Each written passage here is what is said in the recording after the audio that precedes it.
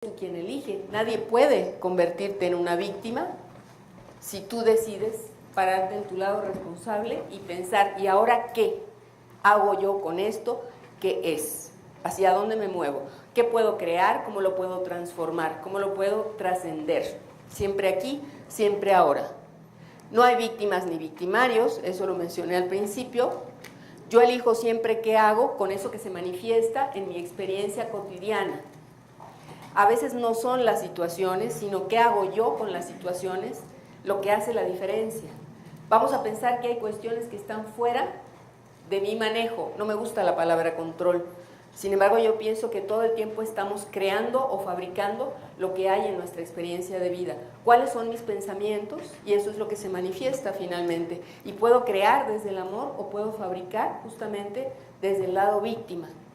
Y la buena noticia es que todo aquello que fabrico es irreal, no es permanente. Permanente es lo que puedo crear.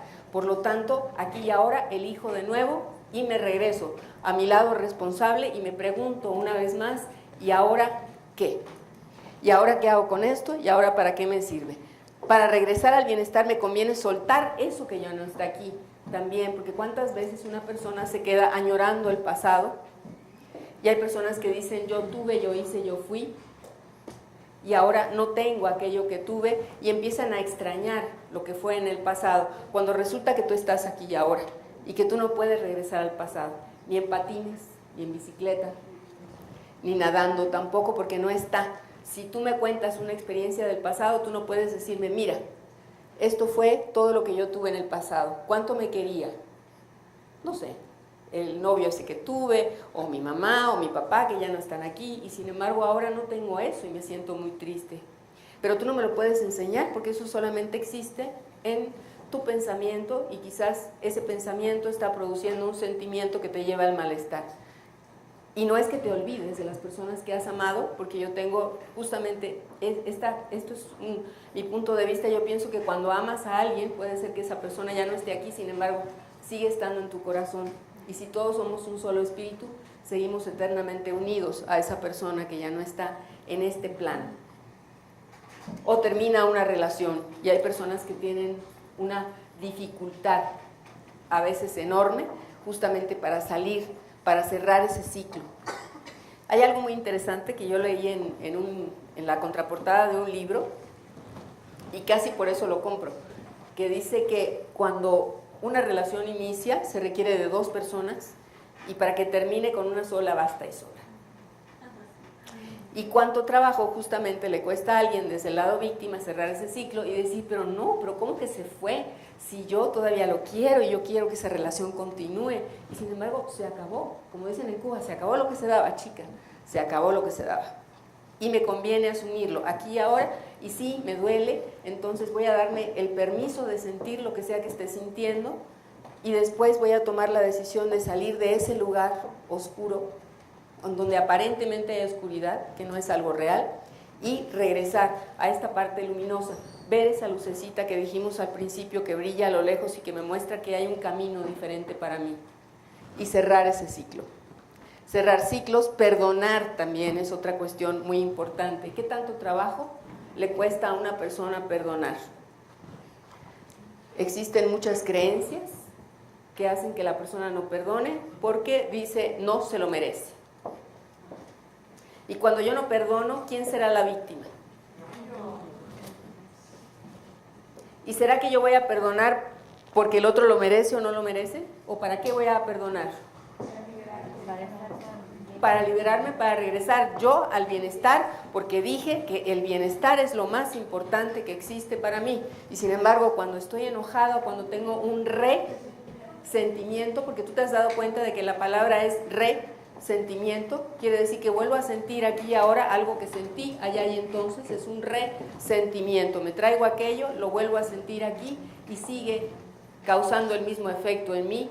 Lo siento como una manifestación inclusive física, cuando en realidad eso ya no existe. Y además, lo que yo recuerdo de esa situación, hay un dato científico que dice que el 85% más o menos, no estoy diciendo la cifra exacta, tiene que ver con mi imaginación. La mente llena los huecos del recuerdo. Sí hay un contenido emocional y eso hace que yo recuerde, según yo, con exactitud qué fue lo que pasó, lo que me dijo, lo que le dije, y que me moví a la izquierda y levanté la ceja derecha. Sin embargo, hay muchas cosas que la mente no guarda y que esa misma mente, no porque yo lo esté haciendo a propósito, completa con detalles. El 17% más o menos. Y el 3%, sí, se supone que es lo real. Sin embargo, ese 3% está sujeto a mi propia percepción e interpretación. Y una persona sufre por el 100 o está enojada durante mucho tiempo por el 100% cuando resulta que la mayor parte de eso, por no decir que nada es real, porque tiene que ver con mi propia interpretación, porque las cosas no son como yo las estoy viendo. Por eso hay una misma situación que dos personas hablan de ella y una dice una cosa, la cuenta de una forma y la otra persona la cuenta de otra manera, y si yo soy un tercer observador, digo, uno de los dos miente.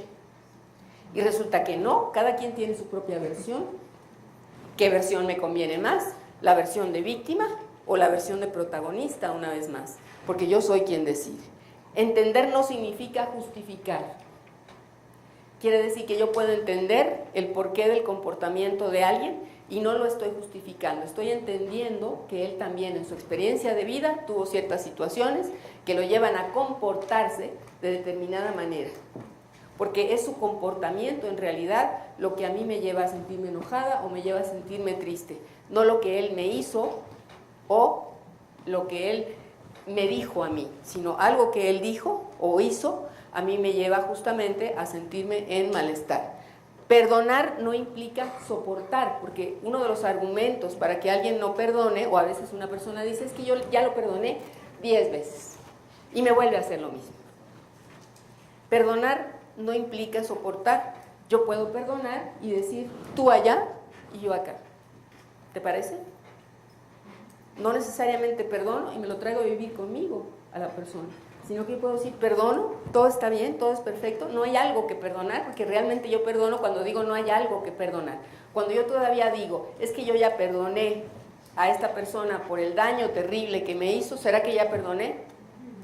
No, porque todavía le sigo dando realidad a eso que sucedió allá y entonces, de lo cual yo cuento mi visión desde el lado víctima y que no puedo soltar. Y por eso digo, yo ya lo perdoné por eso terrible que hizo, porque como yo soy tan linda, soy tan buena, ya lo perdoné. Pero no es cierto que lo haya perdonado. Cuando yo perdono es cuando me da flojera realmente recordar qué fue lo que sucedió allá y entonces. Alguien me pregunta y yo digo, no vienen a mi mente los pensamientos, no viene el recuerdo de lo que sucedió, sé que algo sucedió. Perdonar no quiere decir padecer de amnesia, sino que yo recuerdo que hubo una situación, pero ya no tengo ganas de recordar y mucho menos de contar mi historia de víctima. Porque cuántas veces una mujer le habla a una amiga y le platica la triste historia de la cándida Heréndira y su desalmada abuela.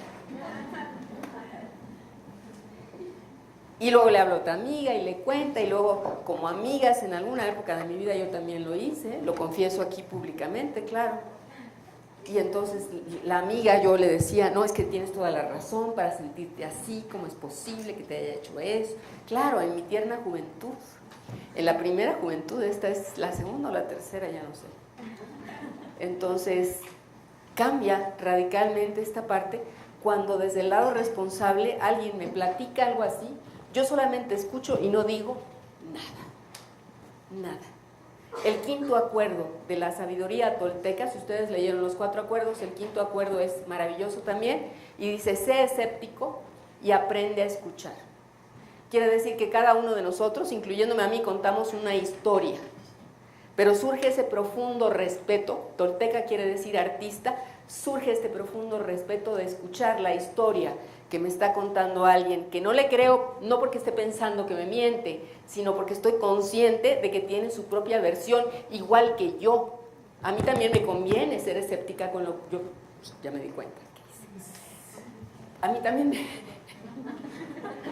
me conviene ser escéptica con la historia esa que yo me cuento todos los días, al final del día, porque una parte es mi percepción y la otra parte son los huecos que mi memoria llenó. Por lo tanto, ¿qué puedo yo creer de todo eso que yo me platico? Entonces escucho ahora a una amiga, la escucho en silencio, con todo el respeto del mundo, no la juzgo, porque ese es el mayor regalo que le puedo hacer, no estoy juzgando lo que me dice, no estoy pensando, es que esa es su percepción, y es que ella está equivocada, porque no se da cuenta todavía de cuál es la realidad real y todo esto, sino simplemente la escucho sin juicio alguno, y estoy ahí. Y ya no es llorar con el que llora, porque sé que ese dolor que ella está sintiendo justamente viene de la historia que ella misma se cuenta. Y si yo me pongo a formar parte de esa historia, me convierto en víctima también. La apoyo, la escucho, la respeto. Y no quiere decir que ya no sienta el amor que siento por mi amiga o la persona que me está contando algo, sino simplemente que ahora puedo escuchar libre de juicio y sentir compasión. ¿Compasión por qué? Porque lo que ella me cuenta también sucede en una parte de mí. También hay una parte de mí misma que está sintiendo eso que ella está sintiendo. Y yo la apoyo más justamente desde esta posición de simplemente escuchar que de sumarme a su dolor. ¿Estamos de acuerdo hasta aquí? ¿Dudas, preguntas? ¿Todo bien? Bueno. Entonces, perdonar es liberar a un prisionero y descubrir que ese prisionero eres tú. Perdonar es un alivio enorme porque es como si me quitara yo un peso de encima. Últimamente estoy viendo una serie norteamericana que se llama Venganza. ¿Cómo se llama en inglés? Porque mi pronunciación tipo Fox, yo prefiero que alguien... Revenge. Yes. Entonces, en esta serie de televisión